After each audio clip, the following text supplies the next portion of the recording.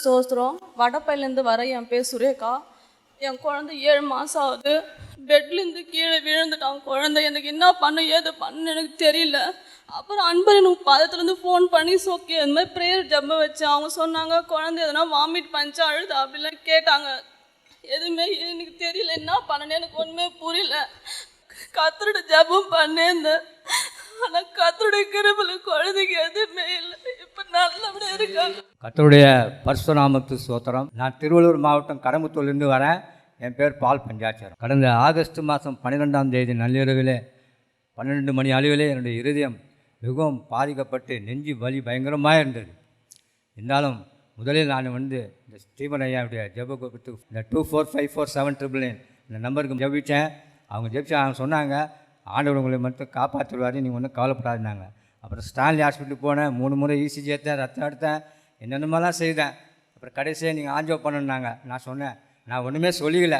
இருந்தாலும் கூட ஆண்டவரே நீங்கள் சுகத்தை தாருங்க, நிச்சயமாக நான் சாட்சி சொல்கிறேன் இந்த இடத்துல. ஆண்டவர் ஆஞ்சோ இல்லாமல் கடந்த 1 வாரமாக எங்கள் நல்ல சுகத்தை கொடுத்து பலத்தை கொடுத்துருக்காரு.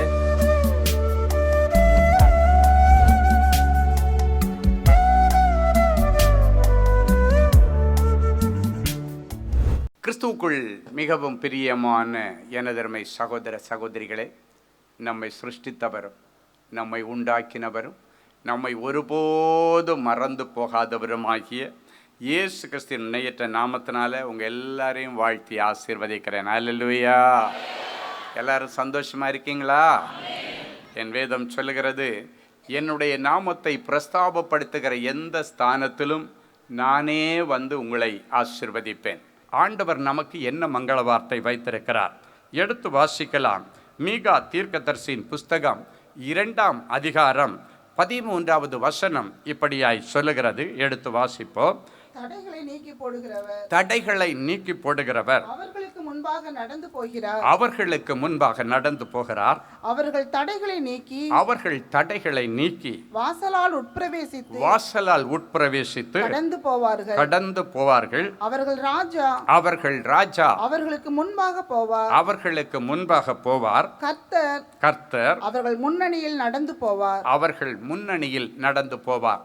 எதற்கு இயேசு முன்னே போகிறார் என்றால், உங்கள் வாழ்க்கையிலே அனுதினமும் நீங்கள் சந்திக்கிற பிரச்சனைகள், உங்களுடைய வாழ்க்கையிலே நீங்கள் சந்திக்கிற தடைகளை உடைக்கும்படி, தடைகளை உடைக்கிற ஆண்டவர் உங்களுக்கு முன்னே போனன்னு ஆசைப்படுகிறார்.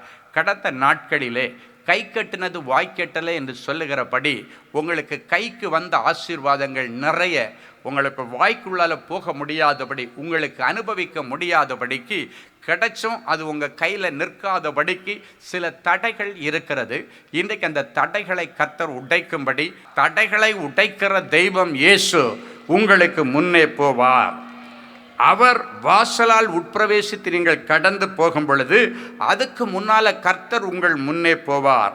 அவர் உங்கள் முன்னணியில் நடந்து போவார் என்று சொல்லப்பட்டிருக்கிறது. அவர் சகலத்தையும் செய்ய வல்லவர்.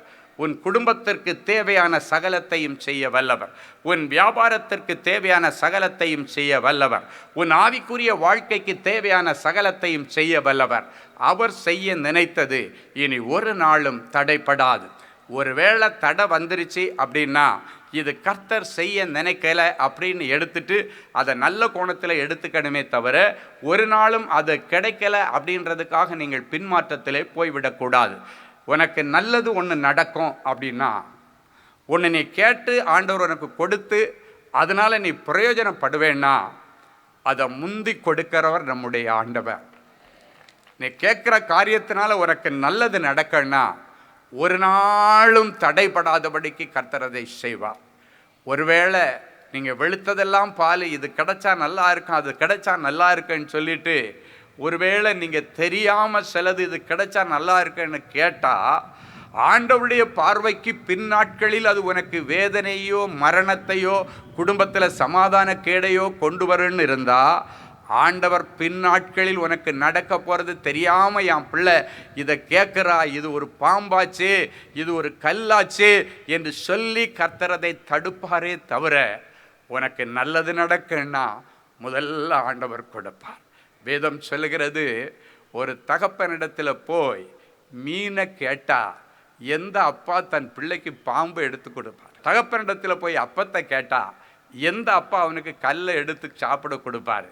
உலக பிரகாரமான அப்பா மாதிரே அப்படி கொடுக்க மாட்டாங்கன்னா, பரலோகத்தில் உள்ள நம்ம அப்பா ரொம்ப அன்பானவர். தன்னுடைய ஒரே பேரான குமாரனை நமக்காக இந்த உலகத்தில் அனுப்பி இவ்வளவாய் நம்மேல் அன்பு கூர்ந்த தெய்வம் இயேசு கிறிஸ்து நமக்காக உயிரையே கொடுத்து நம்மை நேசித்த ஒரு அன்பு தெய்வம். அந்த அன்பு தெய்வத்தை இன்னைக்கு தேடி வந்திருக்கிறீங்க. ஆண்டவர் சொல்றார், கர்த்தரை தேடி வருகிற பிள்ளைகளுடைய வாழ்க்கையில் ஒரு நன்மையும் குறைபடாது. உங்களுடைய வாழ்க்கையில் எதெல்லாம் குறைவுன்னு நினச்சி வந்தீங்களோ, உங்கள் குறைவுகள் எல்லாம் கிறிஸ்து இயேசுக்குள்ளே நிறைவாகி உங்கள் வாழ்க்கையில் இல்லைன்னு சொல்ல ஒன்றுமே இல்லாதபடிக்கு அத்தனையும் உன் வீடு தேடி வந்திருக்கும். நீங்கள் விசுவாசத்தோட ஆண்டவர் கொடுத்த இந்த வாய்ப்பை பயன்படுத்தி கொள்ளுங்கள். இயேசு உங்கள் குடும்பத்திற்குள்ளே வர ஆசைப்படுகிறார். இவ்வளவு நாளும் இயேசுவை தூரத்தில் வச்சு அழகு பார்த்த நீங்கள் என் இயேசுவை உங்களோடு வைத்து கொள்ளும்படிக்கு நான் உங்களை ஆவியானுடைய ஏவுதலின் படி கேட்டுக்கொள்ளுகிறேன்.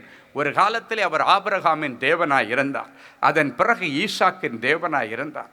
அதன் பிறகு யாக்கோபின் தேவனாய் இருந்தார். தாவீதின் காலங்களிலே அவன் என் தேவனே என்று கூப்பிடுகிறான். அவனுக்கு தெரியும் என் தேவனே என்று கூப்பிடுகிறவர் ஆபிரகாமின் காலத்திலே ஆபிரகாமின் தேவனாய் இருந்தார். ஈசாக்கின் காலத்திலே ஈசாக்கின் தேவனாய் இருந்தார். யாக்கோபின் காலத்திலே யாக்கோபின் தேவனாய் இருந்தார். என் காலத்திலே எனக்கு தேவன் என்று சொல்லிதான், என் தேவனே என் தேவனே, அதிகாலையிலே நான் உம்மை தேடுகிறேன். வறண்டதும் உடாய்த்ததுமான இந்த பூமியிலே என் ஆத்துமா உம்மேல் தாகமாயிருக்கிறது என்று சொன்னான். என் அன்பு தேவனுடைய பிள்ளைகளை இன்னொருடத்தில் சொல்லுகிறான், என் பலனாகிய கர்த்தாவே என்று சொல்லுகிறான்.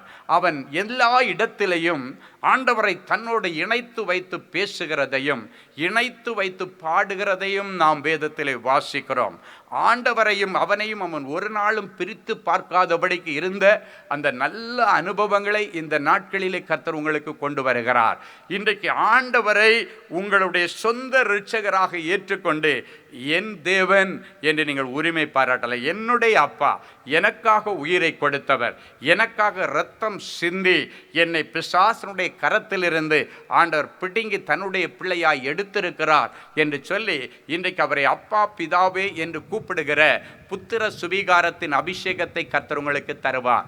இன்றைக்கு நீங்கள் எந்த மார்க்கத்தை பின்பற்றுகிறவர்களாக இருந்தாலும் என் இயேசு உங்கள் எல்லாருக்கும் சொந்தமானவர். அவர் எல்லாருக்கும் பொதுவான தேவன். அவர் கிறிஸ்தவர்களுக்கான தேவன் மட்டும் அல்ல. என் இயேசு கிறிஸ்தவ மதத்தை ஸ்தாபிக்க வந்த ஒரு மத போதகர் அல்ல, மனித குலத்தை மீட்க வந்த என் தெய்வம். அவர் எல்லா ஜனங்களையும் நேசிக்கிறார், எல்லா ஜனங்களையும் அன்பு கூறுகிறார். என் அன்பு தேவனுடைய பிள்ளைகளே, வேதம் சொல்லுகிறது, என் வீட்டுக்குள்ளால நான் என் பிள்ளைகளை நான் அழைத்து கொண்டு வந்து மகிழ பண்ணுவேன். என் வீடு எல்லா ஜனங்களுக்கும் ஜெப வீடு என்று சொல்லுகிறார். என்னுடைய ஆலயம் கிறிஸ்தவர்களுடைய ஆலயம் என்று ஆண்டவர் ஒரு இடத்திலே சொல்லல. அது என்னுடைய வீடு. ஆலயங்கள் கர்த்தருடைய வீடு, ஜெப கோபுரங்கள் கர்த்தருடைய வீடு. அதிலே ஆண்டவர் எல்லாரையும் அழைத்து கொண்டு வந்து மகிழ பண்ணுவேன் என்று சொல்லுகிறார். ஜாதி மத பேதம் இன்றி எல்லாரையும் கர்த்தர் கொண்டு வந்து இன்றைக்கு ஒரு விசேஷித்த ஆசீர்வாதத்தை ஊற்றுகிறார்.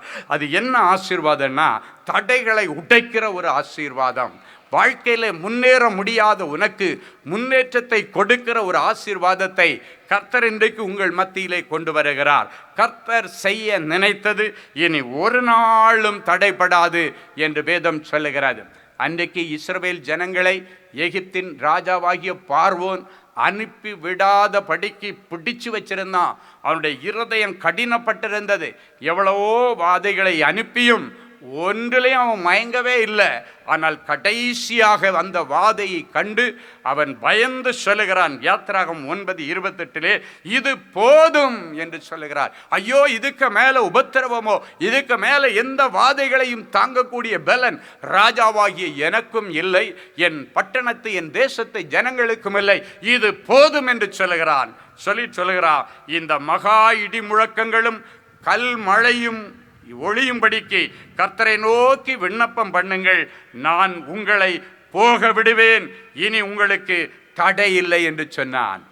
என்ன நடந்துச்சு தெரியுமா? பயங்கர இடி முழக்கங்கள், பரலோகத்திலிருந்து கல் மழை விழுந்துதான். அப்படின்னா மழை பெஞ்சா தண்ணி ஓமையில விழுந்தா இதமா இருக்கும். ஆனால் மழை பெய்யும் பொழுது கல்லு கல்லாக வந்து விழுந்ததுன்னா மண்டையெல்லாம் உடஞ்சி போகும். கல் மழை பரலோகத்திலிருந்து வந்தது. தலையில் இடி விழுகிற மாதிரி மழை கல்லாவே வந்து விழுந்து கொண்டிருக்கும் பொழுது அவன் சொல்லுகிறான், இது போதும், நிறுத்துக்கு சொல்லுங்க உங்க ஆண்டவரிடத்தில் என்று சொல்லுகிறான். இதுக்கு மேலே எங்களால் தாங்க முடியாது, உங்களை நான் அனுப்பி விடுறேன், உங்களுக்கு இனி தடை இல்லை, நீங்கள் இந்த இடத்திலிருந்து ரிலீஸ் ஆகி அடிமைத்தனத்திலிருந்து விடுதலையாகி போகலாம். அவன் சொல்ல, இனி உங்களுக்கு தடை இல்லை. இன்றைக்கு கர்த்தர் தீர்க்க தரிசனமாய் சொல்லுகிறார், எந்த அடிமைத்தனத்தில் நீ சிக்கி இருந்தாலும், பாவத்தின் அடிமைத்தனமாக இருக்கலாம், கடன் என்கிற அடிமைத்தனமாக இருக்கலாம், வியாதியின் அடிமைத்தனமாக இருக்கலாம், இல்லைன்னா ஏதோ ஒரு மனுஷன் உன்னை பிடிச்சு வச்சு உன்னை மிரட்டி ஏதோ தப்பு பண்ண வைத்து கொண்டிருக்கலாம். அந்த அடிமைத்தனத்திலிருந்து உன்னை விடுவிக்கும்படிக்கு இன்றைக்கு அவன் வாயால் சொல்ல, இது போதும், இதுக்கு மேலே நான் உங்களை தொந்தரவு பண்ண மாட்டேன், நீங்கள் போகலாம், இனி உங்களுக்கு போக தடை இல்லை என்று சொல்லி உங்களுக்குரியவைகளை இன்றைக்கு ரிலீஸ் பண்ணுகிறதை என் ஆவியிலே கண்டு நான் ஆண்டவருக்கு நன்றி செலுத்துகிறேன். ஒருவேளை உங்க சொத்தை எவனோ ஒருத்தன் பிடிச்சு வச்சிருக்கலாம், ஆண்டவர் ரிலீஸ் பண்ணிட்டேன்றார்.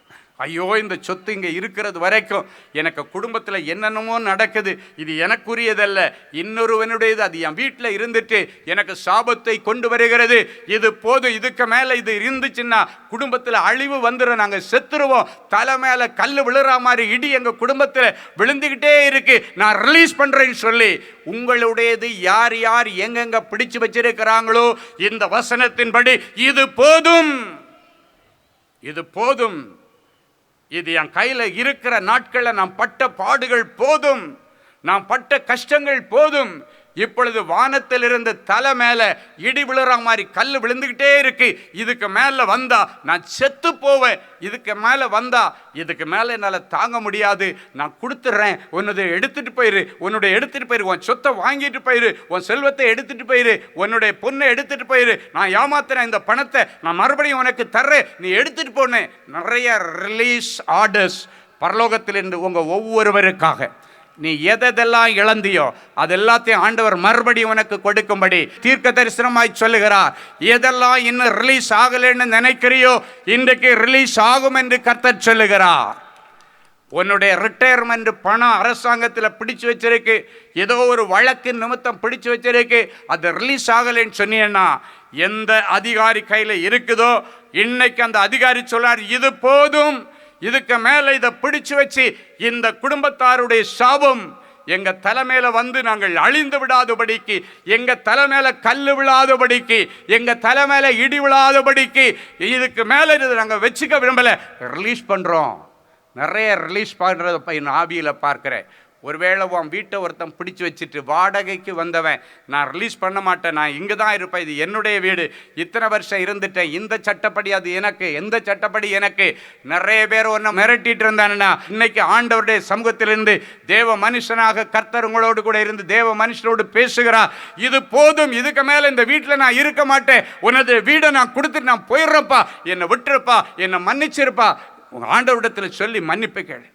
அந்த ராஜாவே சொல்லுகிறான், இது போதும், இந்த மகா இடி முழக்கங்களும் கல் மழையும் எங்களை அழித்து விடாதபடி ஒழியும்படிக்கு உங்க கர்த்தரை நோக்கி விண்ணப்பம் பண்ணுங்கள் என்று சொல்லுகிறான். ராஜாவுக்கு தெரியுது, இது இந்த ஜனங்கள் ஆராதிக்கிற ஜீவனுள்ள தேவனுடைய கிரியைகள், அவங்களுக்காக வேண்டி நம்மளையெல்லாம் ஆண்டவர் இந்த பாடுபடுத்திட்டு இருக்காரு, அதனால அவங்கள ரிலீஸ் பண்ணிடலான்னு சொல்லி அவர் ரிலீஸ் பண்ண அவங்க தேவனை நோக்கி விண்ணப்பம் பண்ணுங்க. நீங்களா கேட்டாதான் இது நடக்குமே தவிர எங்க பராக்கிரமத்தினால் இது தடுத்து நிறுத்த முடியாது, எங்களுடைய இராணுவ வீரர்களால் இது தடுத்து நிறுத்த முடியாது, எங்களிடத்தில் இருக்கிற டெக்னாலஜியால நாங்க தப்பித்து கொள்ள முடியாது. உங்க ஆண்டவரா மனசு வச்சாதான் நாங்க தப்பிக்க முடியும். உங்க ஆண்டவரை நோக்கி விண்ணப்பம் பண்ணுங்கள் என்று உங்களை ஒடுக்கினவர்களும் ஒடுக்கினவருடைய பிள்ளைகளும் உங்களிடத்தில் வந்து பணிந்து கொள்ளுகிற நாட்களை இந்த நாட்களுக்கு பிறகு கர்த்தர் தருவார். உன்னுடைய படிப்பில் இருக்கிற தடைகளை கர்த்தர் இன்றைக்கு உடைக்கிறார். உன்னுடைய விசாவுக்கான தடைகளை கர்த்தர் இன்றைக்கு உடைக்கிறார். உன்னுடைய வேலைக்கான தடைகளை கர்த்தர் இன்றைக்கு உடைக்கிறார். உன்னுடைய குடும்பத்தில் உள்ள அந்த சுப காரியங்களின் தடைகளை கர்த்தர் உடைக்கிறார். உன்னுடைய பிஸ்னஸில் இருக்கிற எல்லா வழக்குகளின் தடைகளை கர்த்தர் உடைக்கிறார். உன் ஊழிய தடைகளை கர்த்தர் உடைக்கிறார். தடைகளை உடைக்கிற ஆண்டவர் இதை உங்களுக்கு முன்னால் போகிறாரு. ஒருவேளை உனக்காக கையெழுத்தாகாதபடிக்கு ஏதோ ஒரு முக்கியமான டாக்குமெண்ட்டு கையெழுத்தாகலை, அதில் பெரிய தடை இருக்குதுன்னா, இன்னைக்கு தடைகளை உடைக்கும்படி எந்த அதிகாரி அதில் கையெழுத்து போடாமல் தடையாக நிற்கிறானோ அந்த அதிகாரி சொல்லுவான், இது போதும், இதுக்கு மேலே நான் இதை நிறுத்தி வச்சிருந்தா என் மேலே கல் மழை தான் வந்து விழும், என் தலைமையில கல் விழுந்துரும், என் தலைமையில சாபம் விழுந்துரும். கல்லை விட கொடியது இந்த சாபம், பாம்பை விட விஷமானது சாபம், மிக கொடியது சாபம். அந்த சாபம் என் தலைமையில விழாதபடிக்கு இன்னைக்கு நான் இந்த கையெழுத்தை போட்டுறேன் என்று கையெழுத்து போட்டு உனக்குரியது உங்களிடத்தில் வந்து சேர கர்த்தர் இன்னைக்கு உதவி செய்வார். எத்தனை பேர் என் கூட சேர்ந்து ஆமேன்னு சொல்ல முடியும்? ஹல்லேலூயா. ஏன்னா அவர் தடைகளை உடைக்கிற ஆண்டவர் மட்டுமல்ல, உங்களுக்கு முன் சென்று வழிகளை திறந்து வைக்கிற ஆண்டவர். தடைகளை உடைச்சிட்டு போகிறது மட்டும் இல்லை, முன்னால் போய் என்ன புது புது புது வழிகளை கர்த்தர் உங்களுக்காக தரப்பார். எத்தனை பேர் என் கூட சேர்ந்து ஆமேன்னு சொல்ல முடியும்? என்னென்ன தடைகளை உடைக்கிறார்? முதல்ல, நீ முன்னேற முடியாதபடி காணப்படுகிற தடைகளை கர்த்தர் இன்னைக்கு உடைச்சி முன்னேற்ற பாதையிலே உன்னை கொண்டு போவார். உன் பிள்ளைகள் இனி முன்னேறி வருவார்கள். உன்னுடைய குடும்பத்தார் இனி முன்னேறி வருவார்கள்.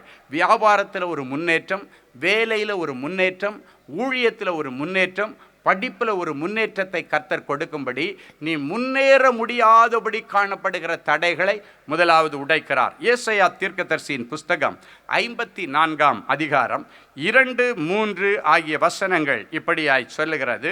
எடுத்து வாசிப்போம். உன் கூடாரத்தின் இடத்தை விசாலமாக்கு, உன் கூடாரத்தின் இடத்தை விசாலமாக்கு, உன் வாசஸ்தலங்களின் திரைகள் விரிவாகட்டும், உன் வாசஸ்தலத்தின் திரைகள் விரிவாகட்டும், தடை செய்யாதே, தடை செய்யாதே, உன் கயிறுகளை நீளமாக்கி, உன் கயிறுகளை நீளமாக்கி, உன் முளைகளை உறுதிப்படுத்து, உன் முளைகளை உறுதிப்படுத்து, நீ வலதுபுறத்திலும் நீ வலதுபுறத்திலும் இடதுபுறத்திலும் இடதுபுறத்திலும் இடம் கொண்டு பெருகுவாய். உன் சந்ததியார் உன் சந்ததியார் ஜாதிகளை சுதந்தரித்துக் கொண்டு ஜாதிகளை சுதந்தரித்துக் கொண்டு பாழாய் கிடந்த பட்டணங்களை குடியேற்றுவிப்பார்கள். பட்டணங்களை குடியேற்றுவிப்பார்கள். ஆண்டவர் சொல்லுகிறார், உன் கூடாரத்தின் இடத்தை விசாலமாக்கு, உன் வாசஸ்தலங்களின் திரைகள் விரிவாகட்டும், தடை செய்யாதே அப்படின்னு சொல்றார். அப்படின்னா என்ன அர்த்தம் தெரியுமா? சில நேரங்களில் நம்ம முன்னேற்றத்திற்கு நாமே தடையாக இருக்கிறோம். முன்னேறணும்னு ஆசைப்படுறோம், முன்னேறணும்னு உழைக்கிறோம், முன்னேறணும்னு நிறைய திட்டம் போடுறோம், முன்னேறணும்னு நிறைய அதற்கான முயற்சிகளை எடுக்கிறோம். ஆனால் ஏதோ ஒரு ரூபத்தில் இதெல்லாம் செய்கிற நீ அவிசுவாசத்தின் மூலம் உன்னுடைய முன்னேற்றத்தை நீ தடை செய்கிறாய். உன் வாசஸ்தலங்களின் திரைகள் விரிவாக்கட்டும், தடை செய்யாத. அப்படின்னா நீயே அதுக்கு தடை செய்யாத. நிறைய பேர் என்ன பண்ணுறாங்கன்னா, எனக்கு அதுக்கு எங்கெங்க தகுதி இருக்குது, அதெல்லாம் என்னாலெல்லாம் செய்ய முடியாதுங்க அப்படின்னு ஒதுங்கிடுறான். சிலர் ஆண்டவர் பெரிய பதவிகளை கொடுக்கும்போது, ஐயோ இதெல்லாம் என்னால் செய்ய முடியாது, ஆண்டவரே நான் இந்த பக்கமாக போயிடுறேன். ஆண்டவர் அன்னைக்கு லோத்துவை பார்த்து மலையில் போய் மேலே நில்லுடான்னா, ஐயோ ஆண்டவரே அங்கே நான் போகமாட்டேன் ஆண்டவரே. கடைசியாக பார்த்தா மலையில் நிற்க வேண்டியவன் அவனுக்கு வசதிக்காக வேண்டி இழுத்து வெளியே கொண்டு விட்டாலும் ஒரு இடத்த சமபூமியை பார்த்து நான் இங்கேயே நின்றுறேன்னா, அப்படின்னா மலை மேலே நிற்க வேண்டியவன் கீழே நிற்கிறாங்க. காரணம் என்ன தெரியுமா? அவனுடைய அவிசுவாசம். இன்னைக்கு ஆண்டவர் சொல்றாரு, உன்னுடைய முன்னேற்றத்திற்கு நீயே தடையாயிருக்கிறாய். முதல்ல அந்த அவிசுவாசம் என்கிற தடையை பிடுங்கி போடு. ரெண்டாவது, தாழ்வு மனப்பான்மை என்கிற தடையை நீ பிடுங்கி போட்டுரு. என்னால் முடியாது. ஆனால் அன்னைக்கு இப்படித்தான் கிதியோன் சொன்னான், ஆண்டவர் பெரிய ப்ராஜெக்டை கொடுக்குறார், மீதியானுடைய கையில் சிக்கி இருக்கிற என் ஜனங்களை நீ மீட்டுட்டு வாடான். ஆண்டவருக்கு தெரியாதா இவனுக்கு என்ன தகுதி இருக்குன்னு? ஆண்டவர் தெரியாமலா இவங்கிட்ட கொண்டு வந்து கொடுக்குறாரு? ஆண்டவர் ஒரு வாய்ப்பை உனக்கு திறந்து கொடுக்குறாருன்னா ஆண்டவரால் அதை செய்ய முடியுன்ற நம்பிக்கையில் தான் உனக்கு ஒரு வாய்ப்பை கொடுக்குறாரு. நீ அதை தடை பண்ணிக்கிட்டு இருக்காதேன்னு சொல்கிறார். அன்னைக்கு அப்படித்தான் அவன் சொன்னான். கிதியோன் சொன்னான், ஆண்டவரே நான் மனாசையின் குடும்பம் சின்ன குடும்பம், அதிலே நான் சின்ன பையன், நான் எப்படி இதை செய்வேன் என்று அவன் தடை கொண்டு வந்தான். ஆனாலும் கர்த்தர் அவனை நேசித்தபடியினால, நீயா உன்னை செய்ய போகிறதில்லப்பா, நான் உன் கூட இருந்து செய்கிறேன், இருக்கிற இந்த பலத்தோட போ, உன்னை அனுப்புகிறவர் நான் அல்லவா, நீ பலவீனன் என்று எனக்கு தெரியும், உனக்கு எவ்வளோ பலன் இருக்குன்னு உன்னை விட உனக்குள்ள பலனை வச்ச ஆண்டவருக்கு தான் தெரியும். உனக்கு என்ன திறமை இருக்குது, என்ன தாளந்து இருக்குதுன்னு உனக்கு தெரியுதை விட என் இயேசுவுக்கு தெரியும். ஏன்னா அந்த திறமையை வைத்தவர் என் ஆண்டவர், அந்த தாளந்தை உனக்குள்ளே வைத்தவர் என் ஆண்டவர், அந்த வல்லமையின் வரத்தை உனக்குள்ளே வைத்தவர் ஆண்டவர், அந்த திறமையை உனக்குள்ளே வைத்த ஆண்டவர். உனக்கு என்ன முடியும், உன்னால் எது செய்ய முடியும், முடியாது என்று என் ஆண்டவருக்கு தெரியும். ஆண்டவர் சொன்னார், நீ சின்னவன் தான்ப்பா, எனக்கு தெரியும், எனக்கு தெரியாமல் எல்லாம் நான் உங்ககிட்ட வரல, தெரிஞ்சே வந்திருக்கிறேன். இன்னைக்கு ஆண்டவர் சொல்லுகிறார், நீ முன்னேற முடியாதபடிக்கு தடையோடு வந்திருக்கிறாய், நீயே தடைக்கல்லா இருக்கிறாய், நான் தெரிஞ்சுதான் வந்திருக்கிறேன், இதையும் தாண்டி உன்னை நான் முன்னேற வைக்கணும்னு ஆசைப்பட்டு வந்திருக்கிறேன்றாரு. அப்பதான் ஆண்டவர் கிதியோனை பார்த்து சொன்னார், இருக்கிற இந்த பலத்தோட இப்போ உன்கிட்ட இப்போ என்ன பலன் இருக்கோ, இந்த பலன் இல்லைன்னு சொல்றியா, இல்லாத பலனோட போப்பா. இல்லை கொஞ்சம் பலன் தான் இருக்குதுன்னு நினைக்கிறேன், இந்த பலத்தோட போ, உன்னை அனுப்புகிறவர் நான் அல்லவா. நான் உன் கூட இருந்து ஒரே மனுஷனை முறியடிக்கிறது போல ஒட்டுமொத்த மீதியானியரை முறியடிச்சு இஸ்ரவேல் ஜனங்களை நீ மீட்டு கொண்டு வருவாய். ஒரு பெரிய திறமசாலி போயிட்டு ஒரு பெரிய மீதியானியருடைய யுத்த கூட்டத்தில் முரட்டாட்டம் உள்ள சந்ததியில் போய் அவங்ககிட்ட மாட்டிட்டு இருக்கிறவங்களை தடைகளை உடைச்சி வெளியே கொண்டு வர்றது சாதாரண விஷயம். ஆனால் திறமை இல்லாதவன், தாளந்து இல்லாதவன், பலன் இல்லாதவன், நின்று பேசக்கூட தெரியாதவன் ஒருத்தன் போய் ஒரு பெரிய சேனைக்குள்ளே போய் ஜனங்களை விடுதலை ஆக்கிட்டு வர்றான்னா அதுதான் அற்புதம். வேதம் சொல்லுகிறது, உம்மாலே நான் ஒரு சேனைக்குள் பாய்வேன், உம்மாலே மதிலை தாண்டி வெளியே வருவேன், அந்த சேனைக்குள்ளிருந்து நான் உயிர் தப்பி வெளியே வெற்றியோடு வருவேன் என்று சொல்லப்பட்ட வசனத்தின்படி இன்னைக்கு ஆண்டவரால் தான் நீங்கள் சேனைக்குள்ளால போவீங்க. சாலமோன் அப்படிதான் சொன்ன, ஆண்டவரே நான் சின்ன பையன், போக்குவரவு அறியாத சின்ன பையன், எனக்கு இவ்வளவு திரளான ஜனங்களை நியாயம் விசாரிக்க எந்த தகுதியும் இல்லை, எந்த அனுபவம் இல்லை. எங்கள் அப்பாவுக்கு ரொம்ப அனுபவசாலி, எனக்கு அந்த அனுபவம் எல்லாம் இல்லை, நான் சின்ன பையன், போக்குவரவு அறியாத சிறிய பையன். எனவே இந்த ஜனங்களை விசாரிக்க, நியாயம் விசாரிக்க எனக்கு ஞானத்தை தாருன்னு நீங்கள் ஜெபிச்சு அதை வாங்கணுமே தவிர என்னால் முடியாதுன்னு ஒதுங்கிடாதீங்க. ஆண்டவர் அந்த காரியத்தை சொல்கிறாருனாலே தீர்க்க தரிசனமாக வெளிப்பாடுகளோடு ஆண்டவர் சொல்லுகிறார், உன்னை தேடி பெரிய வாய்ப்புகள் வரப்போகிறது. எத்தனை பேர் ஆமீன் சொல்ல முடியும்? நீ இயேசுவின் பிள்ளை என்கிற ஒரே தகுதி உனக்கு போதும். இந்த தகுதி நீ நினைக்கிறதற்கும் வேண்டிக் கொள்ளுகிறதற்கும் ஜெபித்ததற்கும் எதிர்பார்த்ததற்கும் மிகவும் அதிகமான காரியத்தை உனக்கு செய்ய. ஹல்லேலூயா. என் அன்பு தேவனுடைய பிள்ளைகளே, நல்ல தேவ செய்தியை கேட்டீர்கள், அருமையான சாட்சிகளையும் பார்த்தீர்கள். எல்லாருடைய இருதயத்தில் ஒரு கேள்வி, எனக்கு என்னைக்கு பிரதர் இப்படி ஒரு அற்புதம் நடக்கும்? ஏன் அது ஆண்டவர் என்னைக்கு செய்யலாம் இல்லை? விசுவாசத்தோடு அப்படியே முழங்கால்களை தாழ்த்துங்கள், கண்களை மூடி நாம் தேவ சமூகத்தை நோக்கி பார்ப்போம். அன்பான ஆண்டவரே, உமக்கு நன்றி. நீர் நல்லவர், பெரியவர், பெரிய காரியங்களை செய்கிறோம்.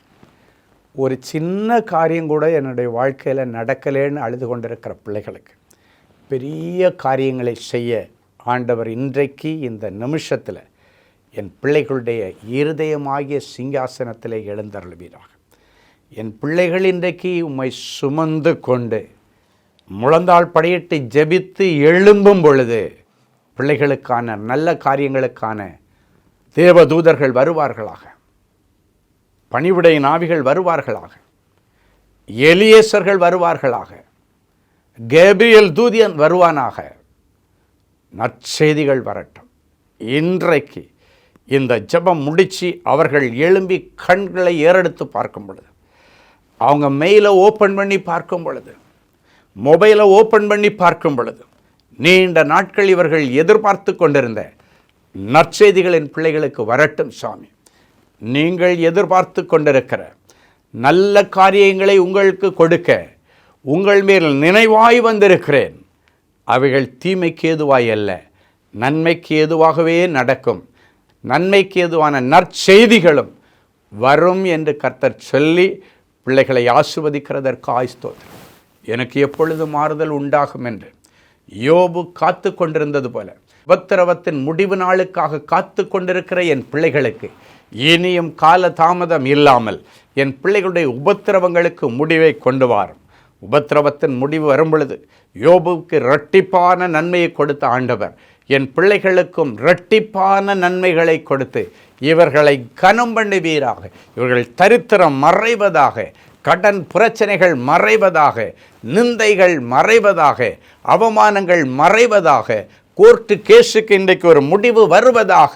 நீண்ட நாட்களாய் இருதயத்தில் ஏங்கிக் கொண்டிருக்கிற என் பிள்ளைகளுடைய உணர்வுகளையும் அவருடைய மன விருப்பங்களையும் நீர் அறிந்திருக்கிறீர்.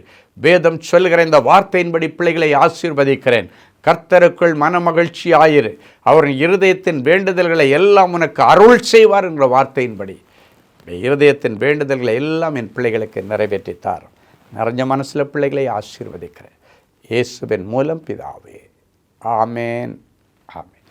அன்பு தேவனுடைய பிள்ளைகளே, இந்நிகழ்ச்சியின் மூலம் நீங்கள் பெற்றுக்கொண்ட ஆசீர்வாதங்களையும் உங்கள் ஜெப விண்ணப்பங்களையும் அனுப்ப வேண்டிய முகவரி: தேவனின் அன்பு ஊழியங்கள், Vinayak avenue, OMR road, Okkiyam, Thoraipakkam, Chennai 600097. மேலும் 24 மணி நேர ஜெப உதவிக்கு 04424547999 மற்றும் 9941150999 என்ற எண்களுக்கு தொடர்பு கொள்ளுங்கள்.